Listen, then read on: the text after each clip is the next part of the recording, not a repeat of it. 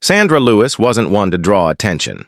A soft-spoken woman in her late 50s, she spent her mornings quietly sipping coffee at the same downtown cafe before heading to her part-time job at the community library. She kept to herself, always polite, always gracious.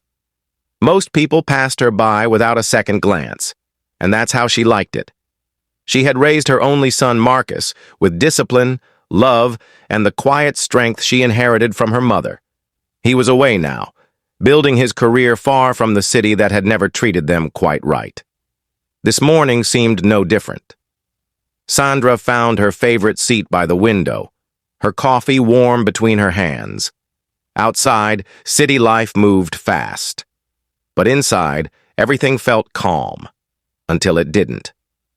A police officer walked in, grabbed a coffee, and as he looked her way, a chill ran down her spine. His stare wasn't just long, it was loaded. The officer, mid-40s, built like a linebacker, walked straight toward her table.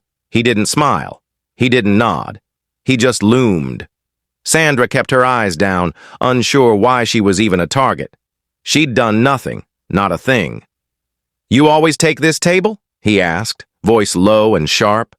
Sandra glanced up, confused. "Excuse me?"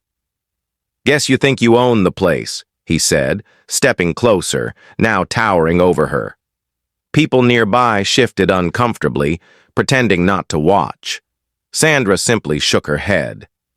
"I'm just having my coffee." But that wasn't enough, not for him. Without warning, the officer tilted his coffee cup over her table. The hot liquid splashed across her notebook, her bag, and her lap. Gasps filled the cafe. The manager froze. No one moved. Sandra didn't scream. She didn't curse. She slowly stood, coffee dripping from her jacket, her dignity intact. The officer smirked, leaned in, and said, "Watch yourself, ma'am." She looked him dead in the eye and whispered, "You just made the biggest mistake of your career." Because what he didn't know, what no one there knew, was that her son, Marcus, wasn't just a lawyer.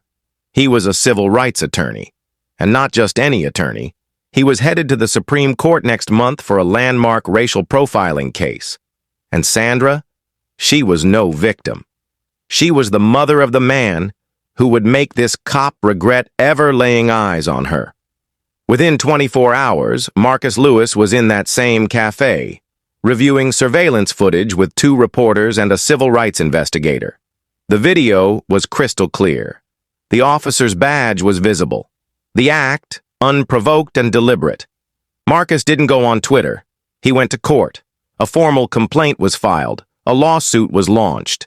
And the story, "Racist Cop Attacks Black Mother in Broad Daylight," hit national headlines. The officer was suspended. Internal Affairs began an investigation, and the city braced for the fallout. Marcus stood on the courthouse steps days later saying, "My mother taught me to fight with facts, not fists.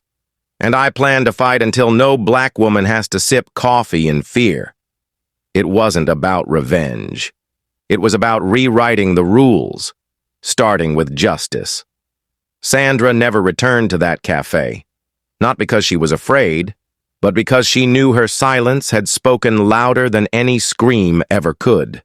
Her story became a symbol, not of trauma, but of quiet, resilient power.